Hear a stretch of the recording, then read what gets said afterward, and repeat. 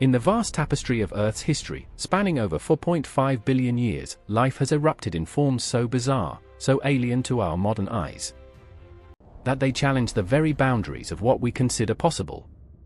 These creatures, the strangest denizens of ancient worlds, thrived in environments long vanished, primordial seas teeming with experimental body plans, lush forests crawling with colossal invertebrates, and post-dinosaur landscapes dominated by behemoths that dwarf today's fauna.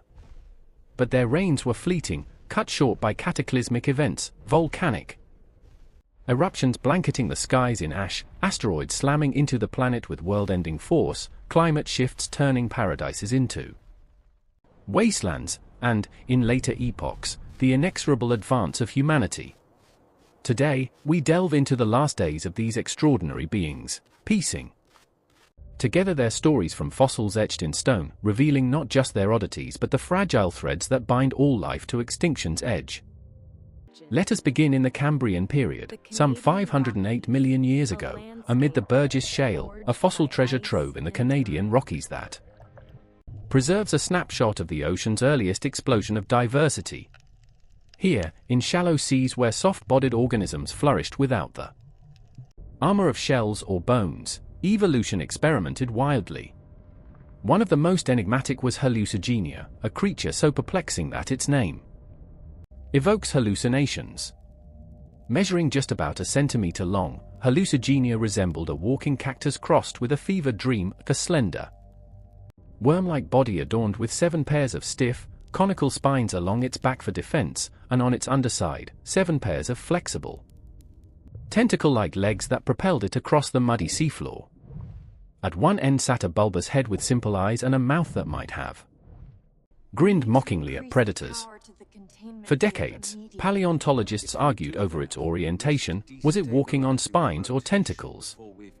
Fossils finally revealed it strode on those soft limbs, spines upward like a porcupine's quills, scavenging for organic debris or perhaps grazing on microbial mats. Hallucigenia lived in a world of constant peril, where predators like Anomalocaris lurked, but its last days came not from individual hunts but from broader catastrophe.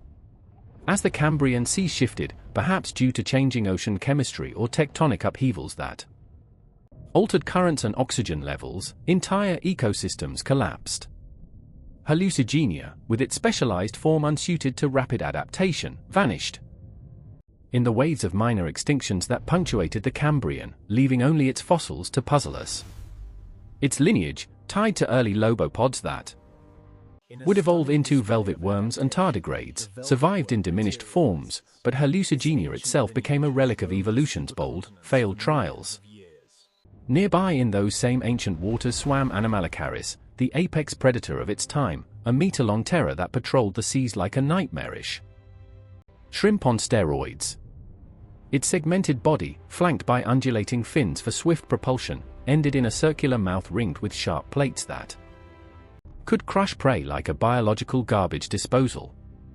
At the front, 2 powerful, jointed appendages, each lined with spines, acted as grasping arms, snatching trilobites and other soft-bodied victims from the water column. Initially, fragments of Anomalocaris were misidentified, its mouth as a jellyfish, its arms as separate shrimp species. But complete fossils unveiled a unified monster, the largest animal of the Cambrian. Hunting in packs or alone, its compound eye scanning for movement. In its last days, as continental plates shifted and volcanic activity surged, oxygen levels fluctuated wildly, stressing marine life. Anomalocaris, reliant on high-energy pursuits in oxygen-rich waters, likely starved as prey populations dwindled. The end Cambrian extinctions, driven by glaciation and sea level drops, sealed its fate around 485 million years ago, extinguishing this radical arthropod offshoot and paving the way for more familiar forms like crabs and insects. Not far from Anomalocaris in the food chain lurked Opabinia, a creature that seems plucked from a surrealist's canvas. About 7 centimeters long, Opabinia sported 5 stalked eyes on its flattened head, granting panoramic vision in the murky depths. But its crowning oddity was a long, Flexible proboscis, nearly as long as its body, tipped with a claw-like grasper studded with spines. This nozzle-like appendage could swivel and extend to snag prey from the sediment or water, then retract to stuff food into a backward-facing mouth. Its body, divided in two lobes with gill-bearing flaps, allowed it to swim gracefully, perhaps even upside down to probe the seafloor. Opabinia was a versatile hunter, feasting on worms and small arthropods in the nutrient-rich Burgess seas. Yet, as environmental pressures mounted, perhaps from anoxic events where oxygen-depleted waters suffocated life, Opabinia's specialized hunting apparatus became a liability. Unable to adapt to scarcer resources, it perished in the same pulses of extinction that claimed many Cambrian weirdos, around 505 million years ago. Its form, defying easy classification, highlights the weird wonders of the Burgess Shale, where evolution tested designs that never persisted. Crawling among the bacterial mats was Wiwaxia, an armored slug that looked like a medieval mace come to life. Up to 5 centimeters long, its oval body was covered in overlapping scales, with 2 rows of long, curved spines protruding upward for protection, some spines reaching twice the body's height. Beneath, a rasping mouth with tooth-like plates scraped algae and microbes from the seafloor. Wiwaxia's defenses weren't foolproof. Fossils show broken spines, evidence of failed attacks by predators like Anomalocaris.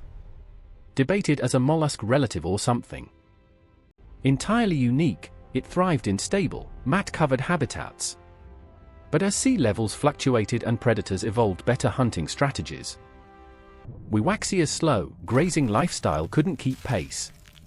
The Ordovician Silurian extinction, around 443 million years ago, triggered by glaciation and gamma-ray bursts from distant supernovae, likely contributed to its demise, though its exact end is tied to the waning of Cambrian ecosystems. Wiwaxia represents defensive innovation in a predator-filled world, a strategy that echoed in later shelled creatures. Burrowed in the mud waited Atoya, a priapulid worm with a penchant for cannibalism, earning it the moniker penis worm from its phallic shape. 15 centimeters long, Atoya featured a retractable proboscis lined with hooks in 28 rows, which it everted to snare prey before pulling it back inside. Often fossilized in a U-bend, it ambushed from burrows, devouring hyoliths, trilobites, and even other Atoya fossils preserve one inside another. As a scavenger and hunter, it swarmed over carcasses in groups, thriving in the organic-rich sediments. Its last days unfolded amid rising anoxia, oxygen-poor dead zones that expanded, suffocating burrowers. By the end of the Cambrian, around 485 million years ago, shifting tectonics and climate cooled the seas, driving Atoya to extinction. Its descendants persist in modern penis worms, but Atoya's abundance in the Burgess Shale underscores the era's brutal, opportunistic ecology. Swimming gracefully was Pikaia, an eel-like pioneer that may be our distant ancestor. 10 centimeters long, its flattened body bore S-shaped muscle bands for sinews propulsion, with a notochord, a flexible rod running its length, marking it as an early chordate. Tentacles at the head sense the environment, while its mouth siphoned sediment for organic matter. Pikaia glided through the water column, avoiding predators in the mid-levels. As chordates, it bridged invertebrates and vertebrates, its notochord evolving into backbones. But in the turbulent Cambrian close, volcanic activity and sea regressions disrupted food chains, starving bottom feeders like Pikaia. It vanished around 505 million years ago, yet its legacy endures in every vertebrate alive today. Among the sponges clung Aeschia, a stubber-legged lobopod resembling a caterpillar on stilts. 5 to 6 centimeters long, it had 10 pairs of spiked legs for gripping, a soft body without armor, and a mouth for rasping sponge tissue. Likely a parasite or commensal on sponges, it used them for food and shelter.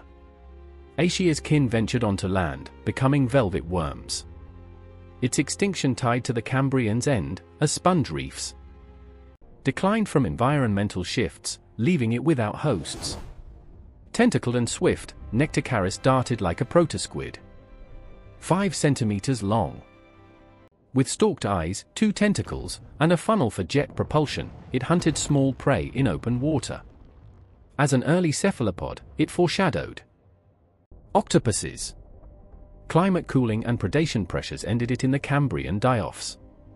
Delicate marella, the lace crab, scuttled with curved horns and feathery gills. 2 centimeters long, it filtered particles or hunted tiny, its spines warding foes. Abundant in fossils, it succumbed to ecosystem collapse. Bristling Canadia undulated with setae paddles, tentacles probing for carrion. For centimeters, it crept or swam, everting its gut to feed. Anoxic events claimed it. Moving forward in time to the Carboniferous period, 300 million years ago, when oxygen-rich air allowed giants to flourish, we encounter Arthropleura, the largest land invertebrate ever, a millipede the size of a car. Up to 2.5 meters long and 50 centimeters wide, its segmented body, armored with plates, bore dozens of leg pairs that scuttled through fern forests. Likely herbivorous, it munched on vegetation in humid swamps, its size possible due to 35% atmospheric oxygen. Fossils show trackways meandering through undergrowth. But as the Permian dawned, around 299 million years ago, the Carboniferous rainforest collapse, driven by drying climates and falling oxygen, shrank habitats. Arthropleura, too large for reduced resources, starved or fell to emerging reptiles, extinguishing by the early Permian. In the same era lurked the Tully Monster, Tully Monstrum, a foot-long enigma from Illinois Mason Creek.